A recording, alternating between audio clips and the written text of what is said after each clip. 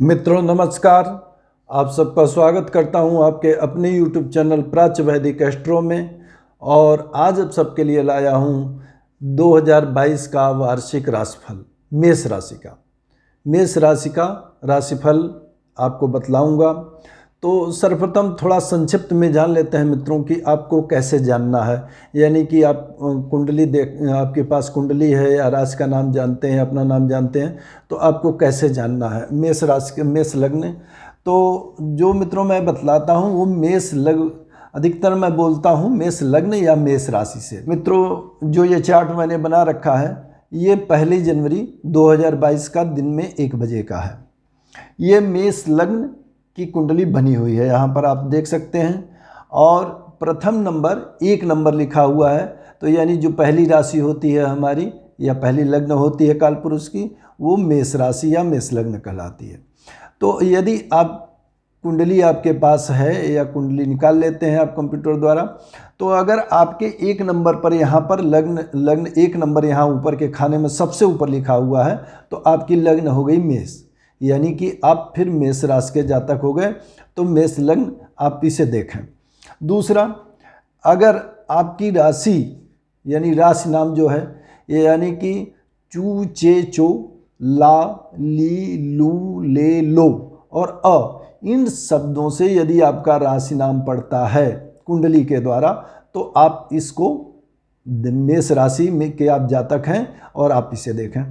दूसरा हो गया, तीसरी विधि है कि यदि आपका नाम चू चे चो ला ली लू ले लो और अ से पड़ता है, तो आप इसको मेष लग्न या मेष राशि का अपने को मान करके आप इसको देखें।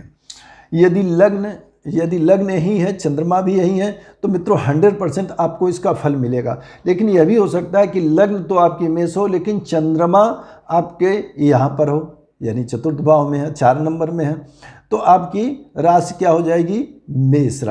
कर्क राशि। राशि कर्क हो जाएगी और लग्न हो जाएगी मेष। तो कन्फ्यूजन होता है कि हम क्या देखें, यानी हम मेष लग्न से देखें या कर्क राशि से देखें। तो मित्रों जहाँ तक मेरा अनुभव है वह आपको लग्न को प्रधानता है, तो लग्न से आपको देखना चाहिए। क्योंकि मेरा जहाँ तक अनुभव है 60 से 70% जो फल होता है वो लग्न से ही आता है। और उसके बाद जो यदि राशि आपके यहाँ जैसे कर्क की है तो उसका जो फल आता है वो 30 से 40%। और जो यदि आप नाम राशि से देखते हैं, यानी कि यह भी नहीं कन्फर्म है कि आपकी लग्न कौन सी है और यह भी नहीं कन्फर्म है कि आपकी राशि कौन सी है, तो नाम राशि से यानी कि अश्विनी आपका नाम है तो मेष राशि के आप जातक हो गए। तो इसका जो फल बताया जाता है वो 25 से 30% आपको मिलता है। उम्मीद करता हूँ आप समझ गए होंगे। और आइए अब शुरू करते हैं सूर्य से लेकर के।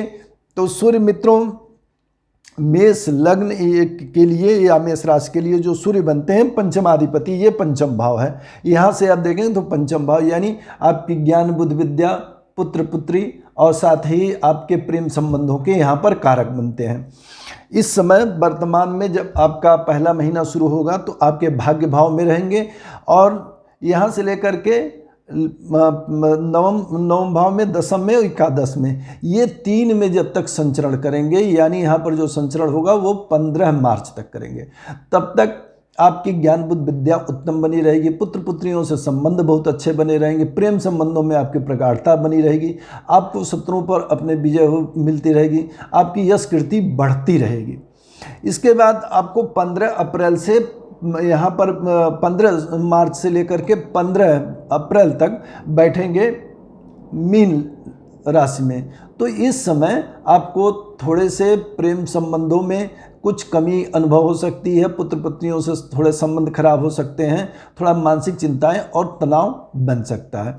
ये केवल 15 मार्च से 15 अप्रैल तक के लिए होगा। उसके पश्चात पुनः आपकी लग्न में जब उच्च के हो जाएंगे तो आपके इस भाव से, पंचम भाव से, यानी पुत्र पुत्री से संबंध, प्रेम संबंधों में प्रगाढ़ता, ज्ञान बुद्धि विद्या का विकास, आपकी लोकप्रियता में वृद्धि और आपको बहुत आपके यश कीर्ति में वृद्धि यहाँ पर बैठेंगे। तो उच्चतम राशि से सूर्य बैठेंगे तो आपकी तेजस्विता में वृद्धि करेंगे।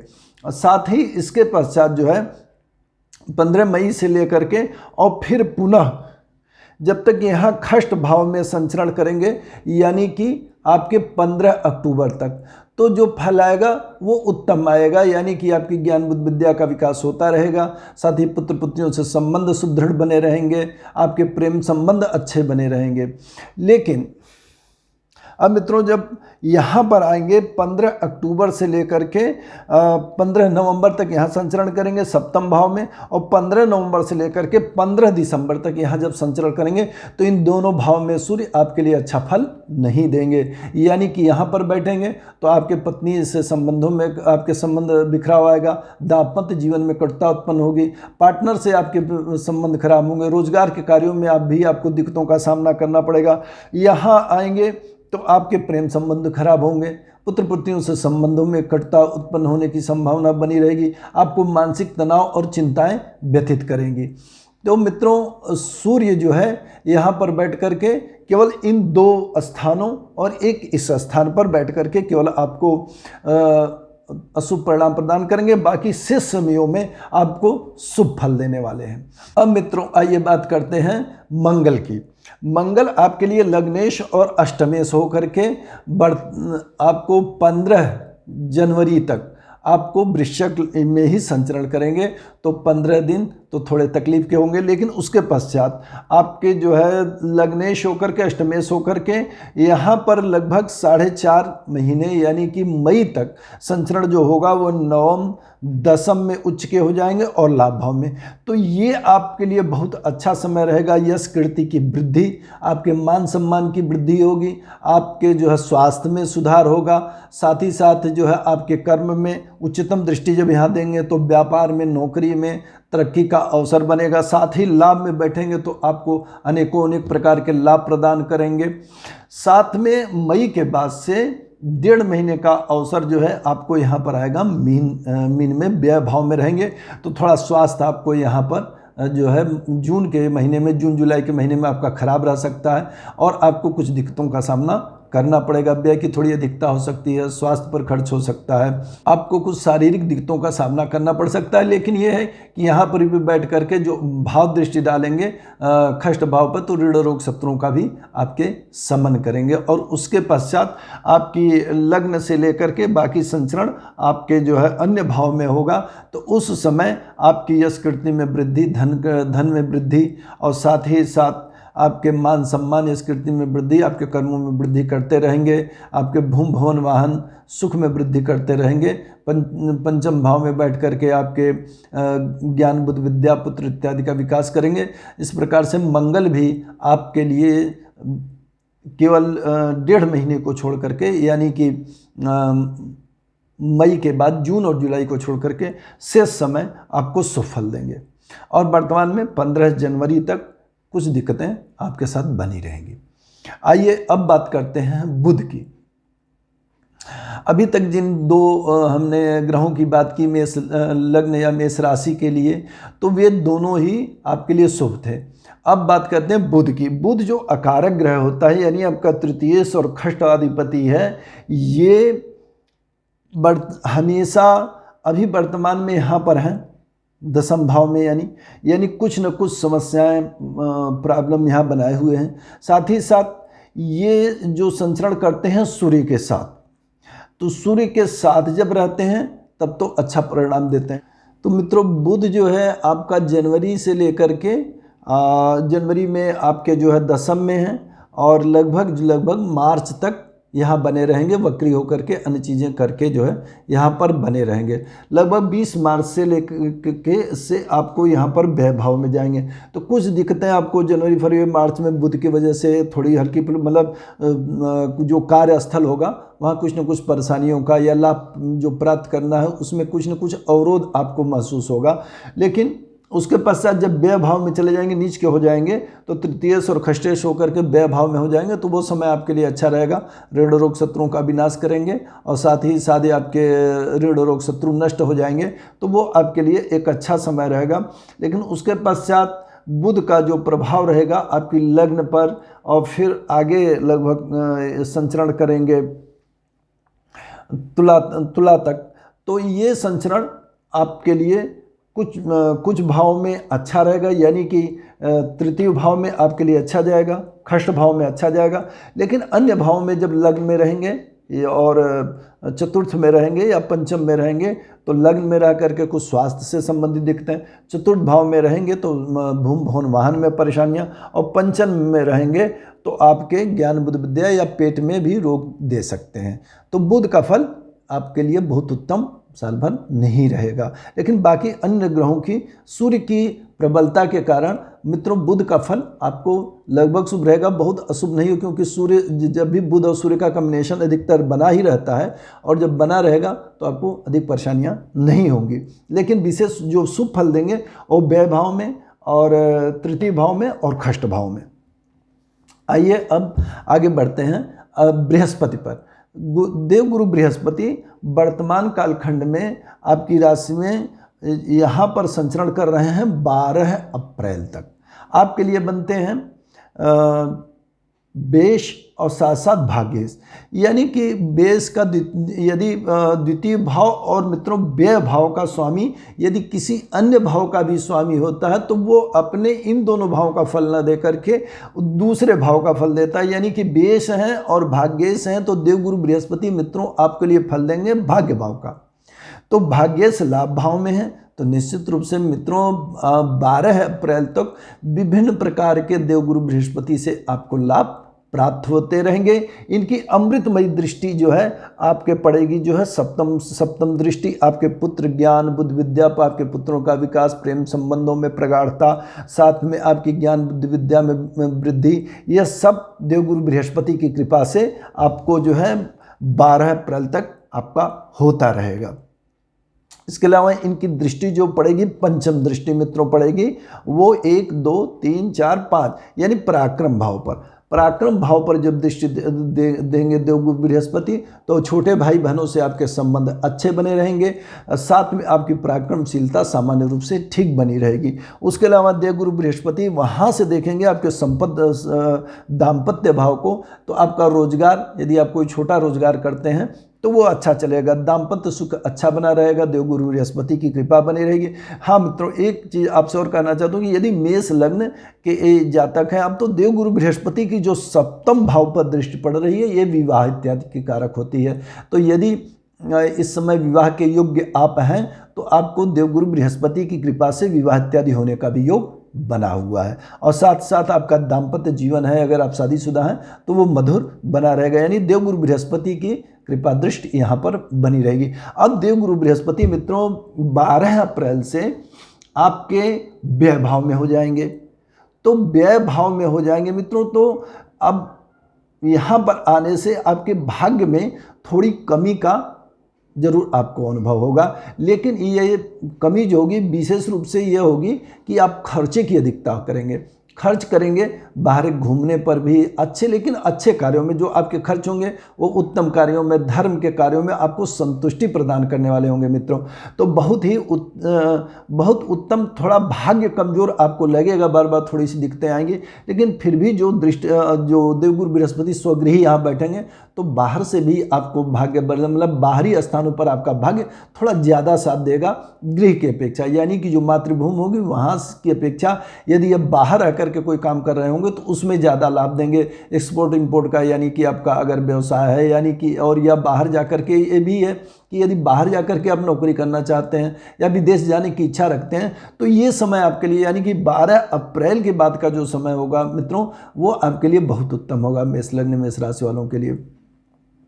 अब यहाँ से देवगुरु बृहस्पति देखेंगे आपके चतुर्थ भाव को, तो यानी कि आपका धन खर्च हो सकता है किसी पर भूमि भवन वाहन और खरीदने पर, तो ये आपके लिए उत्तम है, कैसेट्स बनाएंगे। लेकिन हाँ खर्च आप अपने सुख संसाधनों पर कर सकते हैं। दूसरा देवगुरु बृहस्पति की दृष्टि यहाँ पड़ेगी आपके षष्ठ भाव पर, तो आपके ऋण रोग शत्रु मित्रों नष्ट होंगे, और साथ ही साथ आपकी उनकी नवम दृष्टि पड़ेगी आपके आयु भाव पर, तो आयुष आरोग्य की आपकी देवगुरु बृहस्पति करेंगे। यानी गुरु का फल मित्रों अच्छा है दोनों जगह। यहाँ पर केवल यही है कि थोड़ा आपको बाहरी स्थानों पर ब्याह संबंधों से लाभ मिलेगा, और यहाँ पर जब तक रहेंगे तो घर में ही सुखपूर्वक लाभ होगा। साथ ही यहाँ पर रहेंगे तो शादी विवाह और दाम्पत्य जीवन में विशेष आनंद रहे। अब आइए मित्रों बात करते हैं शुक्रदेव की। शुक्र मित्रों इस धनु राशि में इसलिए आप देख रहे हैं कि ये जो 1 जनवरी की बनी हुई है कुंडली, लेकिन इसमें शुक्र आपको धनु में दिखाई दे रहा है। लेकिन वर्तमान में जो गोचर हो रहा है शुक्र का वो 8 दिसंबर से लेकर के 28 दिसंबर तक हो रहा है आपके मकर राशि में। तो कमोवेश आपके जो शुक्र हैं वो फरवरी तक मित्रों यहीं बने रहेंगे लास्ट तक। तो ये जो है ये कहाँ के स्वामी, यानी आपके द्वितीय भाव के धन के स्वामी हैं, साथ ही साथ सप्तम भाव के। तो धन और साथ ही रोजगार और दाम्पत्य सुख के स्वामी है, भाग्य भाव में संचरण कर रहे हैं। तो मित्रों ये उत्तम है आपके लिए, अच्छा है, क्योंकि जो है भाग्य से ये सारी चीज़ें आपके लिए बहुत ही उत्तम होने वाली है। साथ ही साथ उसके बाद आपका जो इनका संचरण होगा शुक्र का आपके जो है फरवरी के बाद से, यानी मार्च से, तो वो होगा जो है आपके 10वें भाव में। तो ये भी आपका रोजगार का स्थान है और ये 7वें भाव में ये भी रोजगार के स्वामी है। तो यहाँ पर बैठ करके आपके रोजगार की उन्नति करेंगे, यहाँ से भी आपके दाम्पत्य भाव को अच्छा फल मिलेगा। साथ ही साथ व्यय भाव में मित्रों आपके उच्च के होते हैं शुक्र। तो ऐसा नहीं है कि आपको यहाँ पर जाएंगे तो आपके कमी करेंगे, नहीं, यहाँ और उत्तम फल देंगे। यहाँ स्वाभाविक रूप से ये उच्च के हो जाते हैं। किसी भी कुंडली में शुक्रदेव जब यहाँ बैठते हैं मित्रों तो वो बहुत ही अच्छा और उत्तम फल देते हैं। तो आपको व्यय भाव में भी शुक्रदेव का बहुत अच्छा फल मिलेगा। और शुक्र जो है एक ऐसे ग्रह हैं जो सामान्यतः लगभग हर जगह अच्छा ही फल देते हैं। तो मित्रों शुक्र का भी जो नॉर्मल फल रहेगा वो लगभग आपके लिए बहुत ही उत्तम बना रहेगा, सिवाय इसके कि जब वो आपके खष्ट भाव में आएंगे तो थोड़ी आपके लिए सब दाम्पत्य सुखों में और धन के संबंधों में थोड़ी सी आपको दिक्कतें देखने के लिए मिलेंगी। लेकिन बाकी जो शुक्र का संचरण रहेगा वो बहुत उत्तम रहेगा। अब आइए मित्रों बात करते हैं शनिदेव की। शनिदेव मेष लग्न में मित्रों बहुत ही शुभ होते हैं, क्योंकि एक केंद्र के और एक एकादश भाव के स्वामी हो गए। यानी पापक ग्रह के पास यदि केंद्र का आधिपत्य रहता है तो शुभ हो जाता है। तो पाप ग्रह है शनि, और साथ में यहीं पर बैठे हुए हैं 10वें भाव में। तो मित्रों मेष लग्न वालों के लिए जो अभी शनि का गोचर चल रहा है वो लगभग 29 अप्रैल तक यहाँ पर शनिदेव संचरण करेंगे। तो 29 अप्रैल तक मित्रों आपके जो है कारोबार में, यानी आप व्यापारी हैं तो कारोबार में, यदि आप नौकरी पेशा हैं तो आपकी नौकरी में, और अगर विद्यार्थी हैं और नौकरी पाना चाहते हैं तो मित्रों ये स्वर्णिम अवसर है, क्योंकि देवगुरु बृहस्पति यहाँ हैं लाभ भाव में और शनि आपका भाग्य से लाभ भाव में गया है, यानी कि भाग्य को कई गुना बढ़ा हुआ है आपका। मित्रों शनि के यहाँ बैठने से आपको आपके व्यापार कर में लाभ होगा, आपके नौकरी में लाभ होगा, पदोन्नति है, पदोन्नति यदि आपका अवसर है तो आपको पदोन्नति में लाभ होगा। आपके मान सम्मान या स्कृति में शनिदेव यहाँ पर स्वगृही होकर के बैठे हैं तो निरंतर वृद्धि करते रहेंगे अप्रैल तक की। अब अप्रैल से यहाँ से जो तृतीय भाव पर दृष्टि है तो थोड़ा खर्च भाव पर दृष्टि दे रहे हैं, यानी कि आपको कुछ खर्चे भी आपके कराते रहेंगे। और कभी कभी ऐसा भी अवसर होगा कि किसी कारणों से आपको थोड़ा विदेश में जाने का अवसर भी प्राप्त हो सकता है, या बाहर की यात्राएं भी आपकी छोटी मोटी करा सकते हैं। मित्रों शनिदेव यहाँ जो 7वीं दृष्टि डालेंगे उससे आपको भूमि भवन वाहन इत्यादि खरीदने में कोई विशेष लाभ नहीं मिलेगा, क्योंकि शत्रुवत दृष्टि आपको यहाँ पर वो देंगे। साथ ही साथ उनकी 10वीं दृष्टि अवश्य यहाँ 7वें भाव पर उच्चतम पड़ेगी, यानी दाम्पत्य सुख का भाव बड़ा अच्छा बना हुआ है, क्योंकि गुरु की दृष्टि पड़ रही है, शनि की उच्चतम दृष्टि पड़ रही है। तो इसलिए शादी विवाह से संबंधित मेष लग्न के यदि लड़कियां हैं या लड़के हैं तो उनके लिए शादी विवाह का होने का योग अप्रैल तक का जो है समय बहुत अच्छा है। माता पिता इन लोगों की शादी का प्रयत्न करें तो निश्चित रूप से सफलता मिलेगी आपको। अब मित्रों बात करते हैं शनि अब की लाभ भाव में चले जाएंगे, यानी कि 12 अप्रैल के बाद शनिदेव साल भर लगभग यहाँ पर बने रहेंगे। तो लाभ भाव में चले जाएंगे तो 10वें से लाभ भाव में मित्रों गया तो आपका व्यापार मित्रों है तो कई गुना बढ़ेगा। साथ ही साथ आप नौकरी में पदोन्नति निश्चित मिलेगी। विद्यार्थी हैं तो आपको नौकरी प्राप्ति करने में भी बहुत आसानी और सुविधा होगी, क्योंकि आपका 10 में से जा रहा है लाभ भाव में। तो ये बहुत अच्छा समय है मित्रों आप लोगों के लिए। मेष लग्न मेष राशि वालों के लिए शनिदेव यहाँ बैठेंगे और काफ़ी दिन, लगभग 2.5 साल एक राशि में रहते हैं, बकरी होते हैं और फिर मार्गी हो जाते हैं, कुछ समय रहता है, लेकिन पूरे साल लगभग उनका जो संचरण अप्रैल के बाद होगा वो आपका कुंभ में बना रहेगा। तो यहाँ बैठेंगे तो बहुत उत्तम फल देंगे। हाँ, यहाँ जब बैठ जाएंगे तो मित्रों एक चीज़ में आपको दिक्कत होगी, वो आपके स्वास्थ्य में, क्योंकि तृतीय दृष्टि जब स्वास्थ्य पर देंगे तो एकादश भाव में, यानी 12 अप्रैल के बाद जो शनि जब आपके लग्न को नीचतम दृष्टि देंगे तो आपको कार्य की अधिकता के कारण, मित्रों विशेष रूप से मेरा अनुभव जो है कि आपको कार्य की अधिकता की वजह से आपको शरीर में ह्रास का अनुभव होगा, थोड़ा थकान का अनुभव होगा, थोड़ा काम का बोझ अधिक महसूस होगा, तनाव आपको मिलता रहेगा, क्योंकि काम बढ़ने वाला है मित्रों। अगर काम बढ़ेगा तो आपका बोझ बढ़ेगा।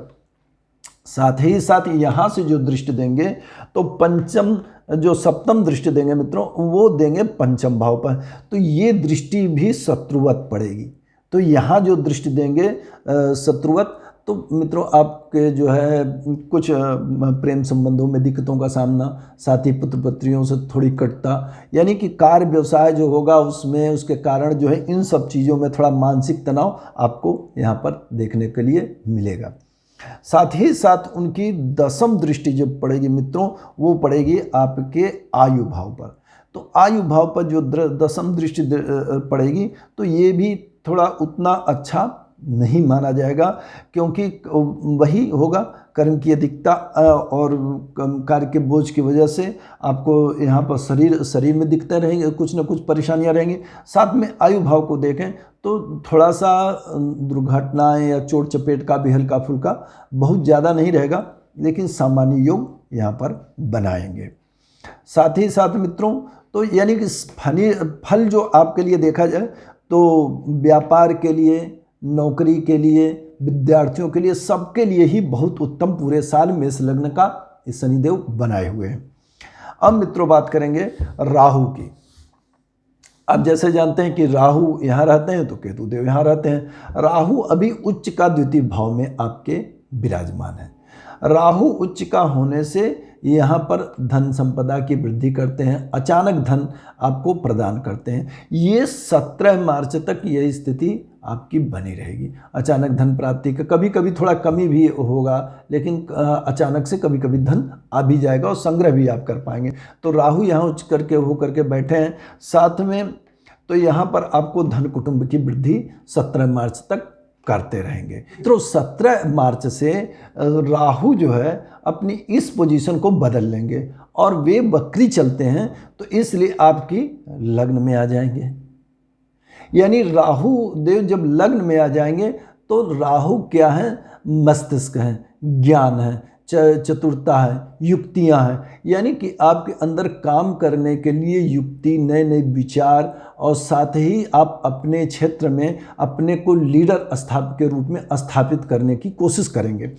यहाँ से आप करके बैठ करके लग्न में राहु लगभग अच्छा ही फल देते हैं, क्योंकि वे नेतृत्व प्रदान करते हैं, काम में आगे अग्रणी रहना चाहते हैं।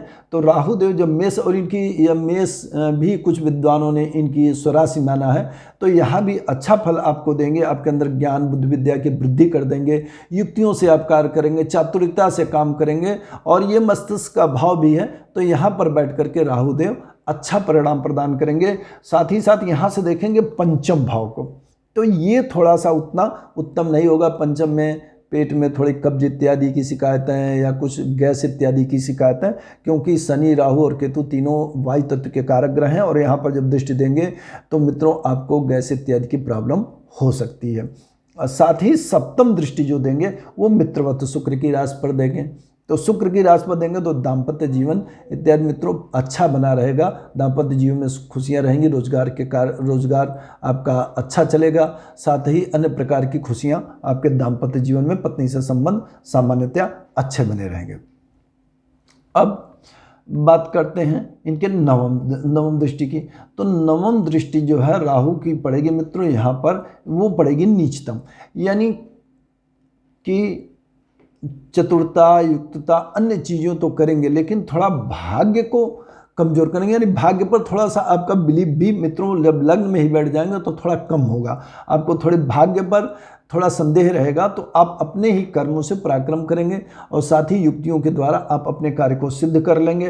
तो यहाँ पर बैठे राहु सामान्यतः अच्छा फल देंगे। मित्रों अब आइए केतु के थोड़ा बात कर लेते हैं। केतु के बारे में आज के हमारे अंतिम ग्रह हैं और नवम ग्रह केतु। केतु मित्रों बैठेंगे जब राहु मेष में होंगे तो सप्तम में केतु होंगे। सप्तम में केतु होंगे तो मित्र के शुक्र इनके मित्र हैं और सामान्य रूप से दाम्पत्य जीवन सामान्य चलेगा। लेकिन केतु जहाँ मित्रों बैठते हैं वहाँ कुछ कष्ट कमी का अभाव का सूचक है, तो कुछ न कुछ कमी या कष्ट आपके दाम्पत्य जीवन में थोड़ा अवश्य देंगे। जब तक 1.5 साल रहेंगे कुछ न कुछ प्रॉब्लम समस्याएं लाते रहेंगे धीरे धीरे, हालांकि वो बहुत विशिष्ट नहीं होंगी, फिर भी कुछ न कुछ कमियाँ आएंगी। यहाँ बैठ करके मित्रों केतु पंचम दृष्टि से आपके लाभ भाव को देखेंगे तो अनेक प्रकार के लाभ, क्रूर ग्रह जब लाभ भाव में देखते हैं या बैठते हैं मित्रों तो बहुत ही उत्तम परिणाम प्रदान करते हैं, यानी कि आपकी मनोकामनाएं इच्छाएं कैसी भी हों वो एकदम से पूरी कर देते हैं। तो ये पंचम भाव में केतु का बैठक है और यहाँ पर शनि भी आ जाएंगे और तो ये आपके लिए बहुत ही उत्तम अवसर होगा कि जब केतु और शनि दो क्रूर ग्रह यहाँ पर बैठेंगे और इन्हें शुभ ग्रहों की दृष्टि पड़ेगी तो बहुत ही उत्तम आपको परिणाम प्राप्त होगा।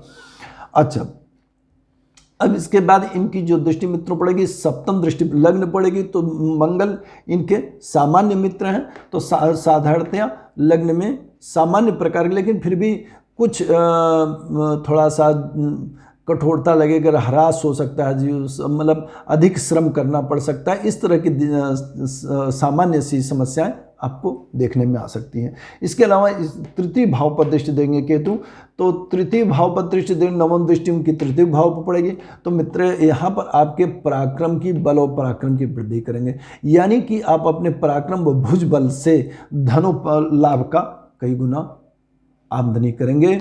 तो मित्रों में ये रहा मेष लग्न या मेष राशि वालों के लिए राशिफल। और जैसा कि चक्र मंडल बना हुआ अभी, तो जो 2022 रहेगा मित्रों मेष लग्न वालों के लिए बहुत उत्तम है, बहुत ही शुभकारी है, बहुत ही कल्याणकारी है।